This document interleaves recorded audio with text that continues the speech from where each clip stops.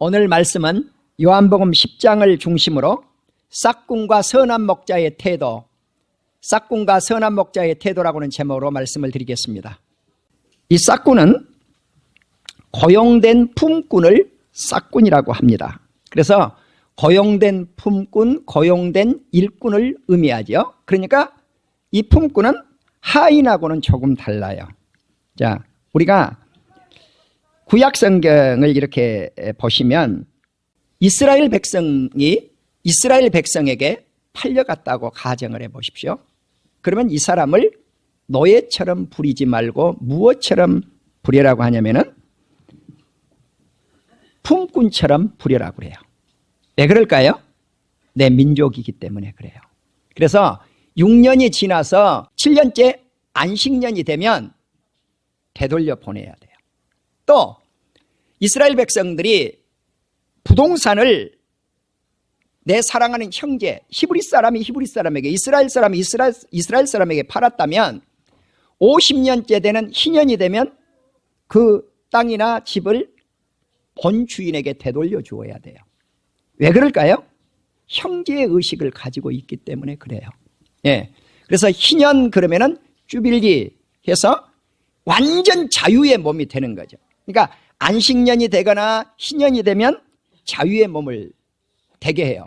그래서 그 기간까지 일을 할지라도 형제들은 종으로 여기지 말고 뭘로 여겨라? 품꾼으로 여겨라는 거, 품꾼. 근데 이 품꾼은 내가 가서 일을 할 때 첫 번째 무엇이 목적이겠어요? 내가 가서 품꾼으로 하루에 일당을 10만 원, 20만 원 받기로 했다면 이 품꾼은 목적이 뭐예요? 임금에 있는 거죠. 임금에게. 네, 섬기러 가는 게 아니에요. 내가 임금에게 있어요.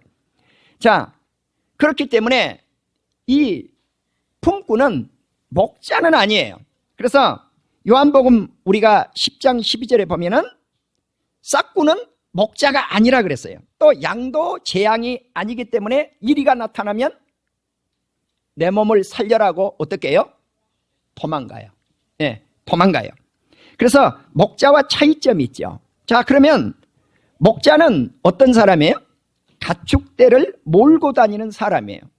자, 그런데 목자 가운데도 품꾼 목자가 있고 참목자가 있어요. 자, 고용된 그런 목자가 있어요. 그런 고용된 목자를 품꾼이라고 그랬단 말이죠. 그래서 구약 성경은 이 목자를 누구를 가리켜서 목자라고 했는가? 시편 23편을 우리 성도들이 너무 좋아하셔요. 다 같이 시작. 여호와는 나의 목자시니. 자, 그러니까 거기 누가 우리의 목자예요? 하나님 아버지가 우리 목자란 말이에요. 그 하나님은 항상 목자가 되시니까 양들을 어디로 인도해요? 푸른 초장으로 인도한단 말이에요. 자, 푸른 초장이니까 양이 제일 좋아하는 게 뭐겠어요? 꼴이지요. 푸른 꼴이지요. 싱싱한 풀밭이지요. 그것으로만 인도하는 게 아니라 우리 목자 되시는 하나님은 또 쉴만한 시냇가로 우리를 안내하는, 그러니까 푸른 초장으로 안내하고 물가로 안내하니까 자, 풀도 뜯어먹고 물도 마시고 그 이상 목자가 해야 될 일 더 있겠어요? 가장 소중한 것을 우리 하나님이 사랑하는 양떼들에게 제공을 한다는 거죠. 시편 23편을 그래서 우리 성도들이 좋아하셔요.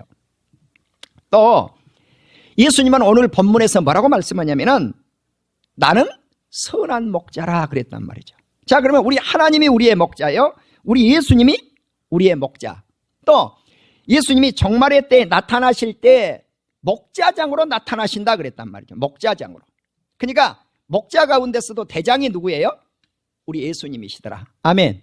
자, 그러면 이 목자를 또 누구를 목자라고 하는가? 베드로전서 5장 2절. 목회자들을 때로는 목자라고 표현을 해요. 자, 그런데 이 목자는 두 가지 목자가 소개되더라는 거죠. 성경에 보니까. 하나는 참된 목자가 있고 하나는 싹군 목자, 아니면 싹군 목자가 있고 선한 목자가 있더라는 거죠. 자, 그러면 싹군이 누굴까?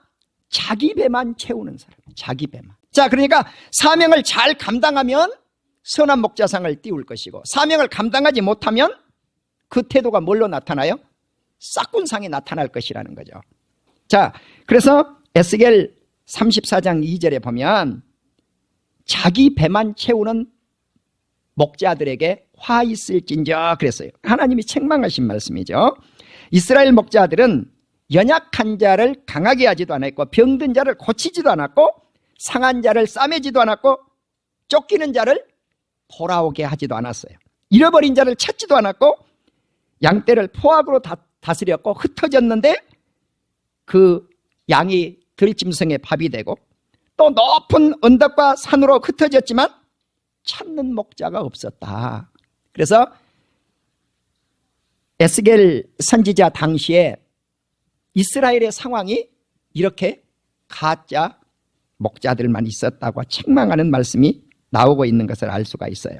그래서 참목자, 그 양떼를 먹이는 것이 마땅하지 않느냐라고 에스겔 34장 2절에서 질문을 던지고 있어요. 우리 하나님이. 예수님은 참목자요 선한 목자이십니다.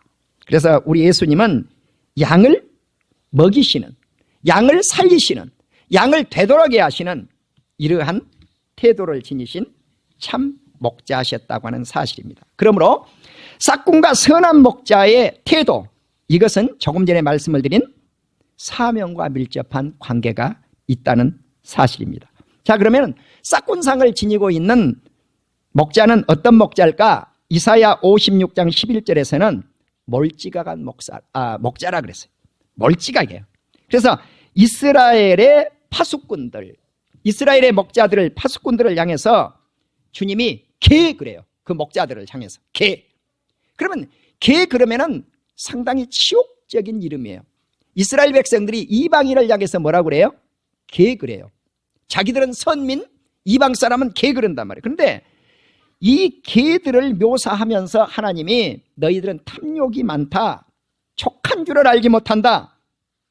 왜? 멀찌감해서. 예. 그리고 자기 이익만 추구해서 자기 제갈 길을 간다, 이렇게 묘사를 했고요. 에레미야 10장 21절에 보면 이 싹군과 같은 목자를 어리석은 목자라고 우리말 성경에 번역이 되어 있어요. 또 에레미야 10장 21절에서도 똑같이 어리석은 목자라고 묘사를 했는데, 이 어리석은 목자는 하나님을 찾지 않아요. 그러니까 그의 삶이 형통하지 못하고 양떼는 흩어져 버렸더라. 스가랴 12장 15절 이하에 보시면 어리석은 목자는 양떼가 없어졌는데 마음에 두지도 않아요. 흩어졌는데 찾지도 않아요. 양떼가 상했는데 고치지도 않아요. 강한 자를 먹이지도 않아요. 양떼를 버려버리고 영원히 그들을 아는 체 하지도 않아요. 이런 목자가 어리석은 목자라고 성경이 가리키고 있습니다. 에레미야 23장 1절에 보면 양떼를 흩어버린 목자는 뭐가 있으리로다? 화가 있다. 화. 진노가 임한, 재앙이 임한다는 거죠.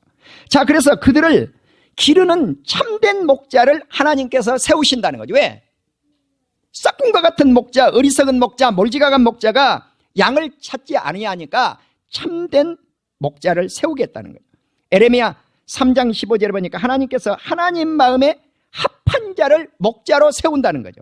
그러면 이 사람이 누굴까 하고 찾아봤더니 에스겔 34장 23절에 보니까 이 사람이 누군가? 다윗은 참된 목자상으로 나와요. 다윗은 한나라의 왕인데 참된 목자상으로 그들을 먹이고 그들의 목자가 되게 하리라. 목자가 된다. 자, 그러면 다윗의 후손으로 왕으로 태어나실 분이 누구예요? 만왕의 왕이신 예수님이에요. 그러니까 다윗상을 지니시고 이 세상에 오셔서 우리의 목자장 되시고 선한 목자가 되신 그분이 누군가? 다윗의 후손의 씨앗으로 탄생되실 예수님이셨다는 거죠. 에스겔 34장 24절을 보면 나 여호와는 그들의 하나님이 되고 내 종 다윗을 그들 중에 왕이 되게 하리라 그랬어요. 그러니까 이 다윗 왕은 예수 그리스도의 상을 지니고 있는 왕이라는 것이죠. 자, 그러면 하나님은 우리의 목자이신데 이사야 40장 11절에 보니까 그는 목자같이 양을 먹이시며 어린 양을 그 팔로 모아 품에 안으시고 젖먹이는 암컷들을 온순히 인도하신다. 그러니까 우리 하나님은 양을 안아주시고 먹여주시고 인도하신다. 시편 28편 9절에 보면 주의 백성을 구원하시고 주의 산업에 복을 주시고 그들의 목자가 되어서 그들을 영원히 인도하신다. 누가? 우리 하나님이 영원히 우리의 목자가 되셔서 우리를 인도하실 거라는 거죠. 자, 그래서 오늘 요한복음 10장을 보시면 이처럼 싹군과 목자가 비교가 되고 있는데 요한복음 10장은 9장과 연결선상에 있어요. 9장 말씀을 누구에게 했느냐? 바리새인들에게 한 거예요. 자, 그럼 이제 요한복음 10장 1절에 보면 내가 진실로 진실로 너희에게 이르노니 그랬단 말이죠. 그럼 이 너희가 누구냐는 거죠. 이 너희가 예수님의 제자들이라기보다는 바리새인들을 의미해요. 이 당시 싹군상을 지닌 바리새인들을 의미하고 있다는 거죠. 자, 그래서 이제 예수님이 바리새인들을 향해서 너희들은 강도다, 너희들은 싹군이다. 그래도 알아들어요? 못 알아들어요? 못 알아들어요. 알아듣지를 못해요. 자, 그래서 예수님이 바리새인 같은 자들을 싹군으로 보고 있다고 하는 사실이고 예수님은 그와 반면에 선한 목자로 지칭을 하고 있다는 사실이죠. 그래서 예수님이 문을 통해 양의 우리에 들어가는 자는 참된 목자지만 문으로 들어가지 아니하고 담벼락을 넘어서 우리 간에 들어가는 것들은 다 누구다? 강도요, 절도라는 거죠. 양 뺏으러 왔다는 거죠. 자, 그래서 예수님이 나는 양의 문이다. 나는 양을 지키는 문지기다. 그래서 내가 문지기인데 그 안에 들어갈 때 예수님이 양들의 이름을 다 부르면 양들이 주님의 목자, 참목자 대신 주님의 음성을 들어요, 못 들어요? 한 사람 한 사람이니까 다 들어간다는 거죠. 그런데 타인이 부르면 양들이 따라가더라, 안 따라가더라? 안 따라가요. 왜? 그 음성을 알아듣지 못해서. 그러면 그 타인이 누구냐는 거죠. 바로 이 타인이 바리새인 같은 종교 지도자들을 의미해요. 우리가 주의 음성을 들을 줄 알아야 된다는 거죠. 그래서 싹군이 나타난 것은 약을 훔치기 위해서 온다는 거죠. 예, 이것이 주님과 차이점이에요. 강도는 올 때 양을 훔쳐서 죽이기 위해서 오는데 예수님은 생명을 살리기 위해서 오시더라. 아멘. 그리고 자기의 생명까지를 바쳐서 건져내는 거예요. 이런 말씀을 5절까지 하셨는데 이들이 알아듣지를 못해요. 무슨 말씀을 하시는지 알지 못했다는 거죠.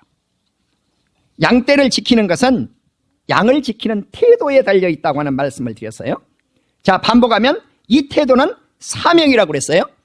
자, 미시나에 보면, 자, 미시나가 뭐냐면은 구전된 유대인들의 율법이에요. 그러면 이것은 일상적 삶의 율법, 윤리적인 율법, 이런 율법들인데, 자, 그러니까 이거를 바꿀 수 있어요? 바꿀 수 없어요? 바꾸지를 못해요. 율법과 같아요. 그들이 그렇게 소중히 여겨요. 그런데 품꾼에 관한 법이 있는데 이런 거예요. 품꾼이 이제 한 양을 300마리 이상 정도 기른다면 품꾼, 고용된 품꾼을 이렇게 사야 될 거 아니에요. 그러면 1명에서 2명, 많으면 3명 정도 품꾼을 사가지고 양을 키워요. 우리가 성지순례라든가 이렇게 이스라엘 땅이나 이집트 땅을 이렇게 가다가 양을 몰고 가는 베두인들, 소년들이나 소녀를 보세요. 양 많이 몰고 가던가요? 아니에요. 15마리, 30마리, 많아봐야 한 50마리 몰고 가요. 그런데 100마리, 200마리, 300마리를 몰고 간다 그러면은 고용한 품꾼이 있어야 돼요. 그때 이제 양 300마리를 이 고용된 품꾼들이 양을 지키고 있는데 이리가 나타난 거예요. 그런데 이리가 몇 마리 나타났느냐? 한 마리가 나타나갖고 양들에게 달려들면 품꾼이 도망가야 돼요? 안 도망가야 돼요? 절대 도망가면 안 돼요. 이게 미시나예요. 그럴 때는 어떻게 해라? 이리하고 싸워서 이기라는 거예요. 그런데 이리가 2마리 나타나고 3마리 나타났어요. 그때는 어떻게 해라? 양을 버리고 출행랑 치고 도망가 버려요. 그러면 법에 걸린다 안 걸린다? 미시나법에 안 걸려요. 이해가 되시죠? 자, 품꾼은 그러니까 양 1마리 나타나면 지키면 되는 거고 2마리 나타나면 내 생명 살자라고 도망가 버리면 그 말이에요. 그런데 우리 예수님은 어떠냐는 거죠. 예수님은 어떠냐는 거죠. 자, 성도 한 사람 영혼을 위해서 예수님이 죽어집니까? 수많은 이 땅에 주님에게 속한 자녀들을 위해서 죽어집니까? 한 명이 문제가 아니잖아요. 우리 예수님은 수많은 인류의 모든 인류의 죄값을 지시고 예수님은 죽기까지 그 몸을 십자가의 피 위에 내 던지셨더라. 아멘. 그러니까 예수님이 품꾼이에요? 참목자예요? 참목자신 이 점이 다르단 말이에요. 소명이 전혀 달라요. 우리 예수님은. 그래서 내 걸음아 살려라 도망가는 사람을 품꾼이라고 하고 생명을 살리는 구원해 내시는 분을 선한 목자라고 하셨단 말입니다. 그래서 7절 이하에서 이 말씀을 예수님이 다시 비유로 재해석을 하는데 바리새인들이 이해를 하지 못해요. 예수님이 나는 양의 문이다. 나 먼저 온 사람은 절도의 강도다. 나는 문이니 누구든지 나로 말미암아 들어가고 구원을 얻고 들어가며 나오며 꼴을 얻는데 도둑이 오는 목적은 훔치고 죽이기 위한 것이고 내가 오는 목적은 양으로 생명을 얻게 하는 것이니라. 아멘. 구원을 받고 생명을 얻게 한다. 생명을 받게 하는데 어떻게 받게 하는가? 더 많은 것을 갖추게 한다. 자, 그래서 우리 예수님의 생명이 우리에게 들어오면 우리는 주의 생명을 풍성하게 누리게 된다는 거예요. 이 점이 품꾼하고 다르다는 것이죠. 나는 선한 목자라 양들을 위해서 목숨을 버리노라. 아멘. 생명을 바쳐 버림. 싹꾼은 죽이지만 선한 목자는 살리는 일을 한단 말이죠. 자, 그래서 싹꾼이 양보다 자기 자신의 안전을 추구하고 양에게는 관심도 없고 임금에만 관심 있는 것이 품꾼이라고 하면은 예수님은 양에게 관심이 있단 말이에요. 양에게 관심이. 아무리 위험이라도 양떼를 지키려고 하는 것이 우리 주님의 목적이에요. 우리 주님만이 우리의 목자가 되셔서 우리를 찾아와 주시고 우리를 온전케 하여 주시는 분인 줄 믿습니다. 사랑하는 우리 성도 여러분, 우리 주님은 싹꾼이 아닙니다. 우리 주님은 참목자이십니다. 그래서 양을 위해서 희생한다는 말씀입니다.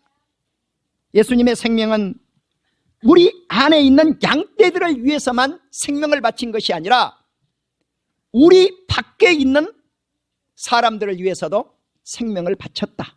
그래서 우리 안에 있는 이스라엘 백성들, 우리 밖에 있는 이방 백성들, 이 두 무리를 한 무리로 만들어서 우리 예수님이 이스라엘 백성과 이방 백성의 한 목자가 되게 하리라. 아멘.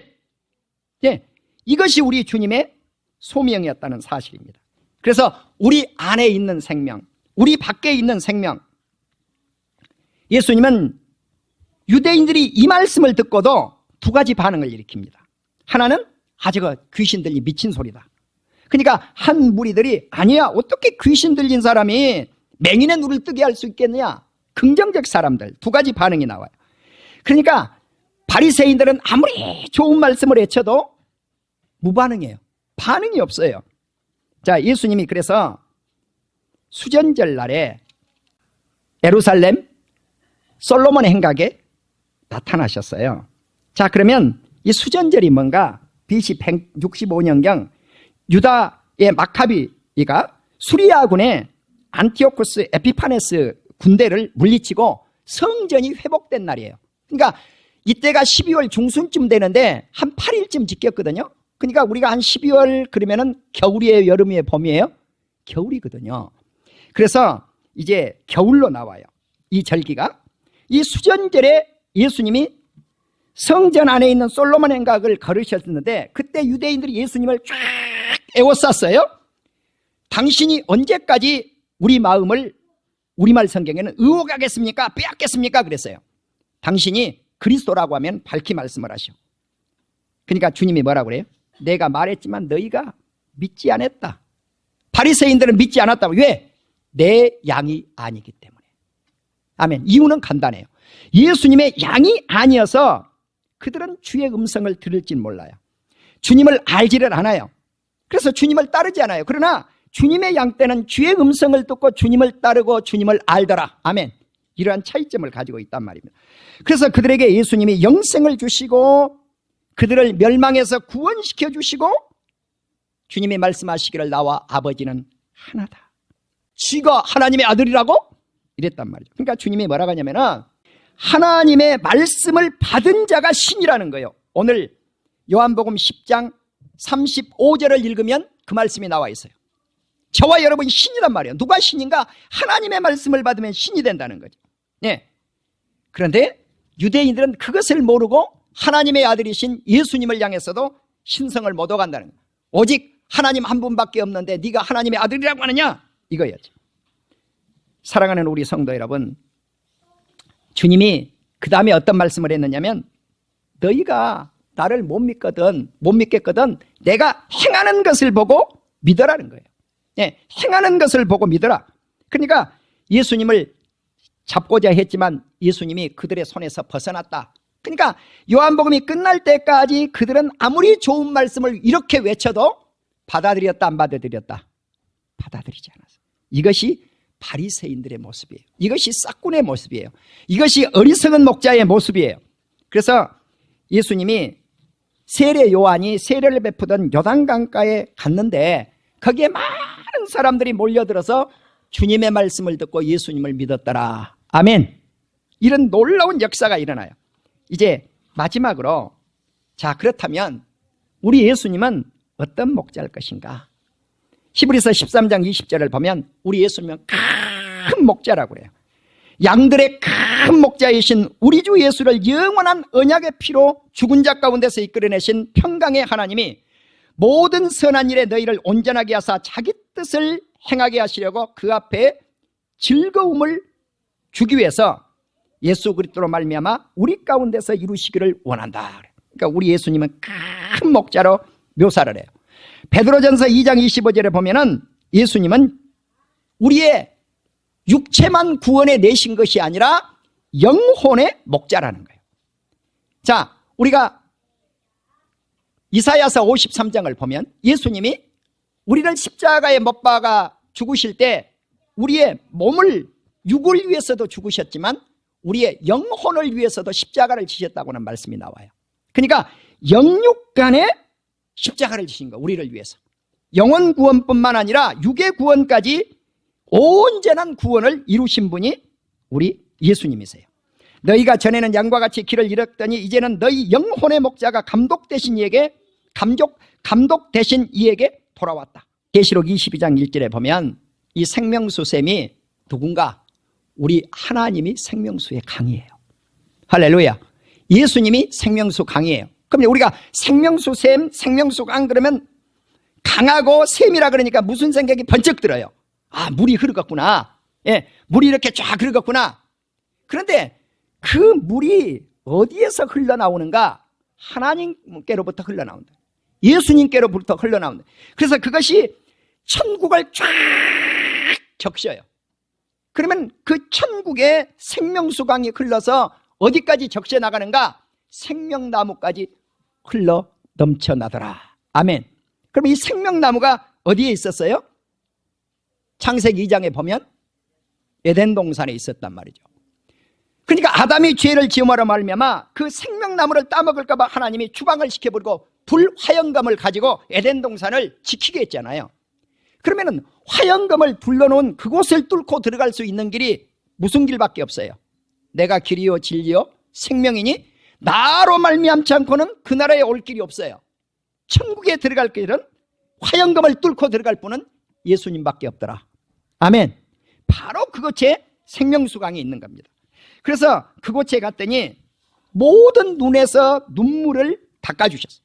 이 말씀을 보면 계시록 21장 4절에도 동일하게 나와 있어요.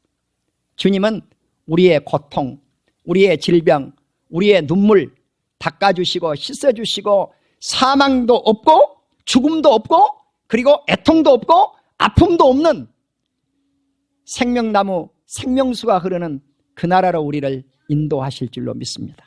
이것이 참목자, 선한 목자, 예수님을 따라가는 길인 줄로 믿습니다.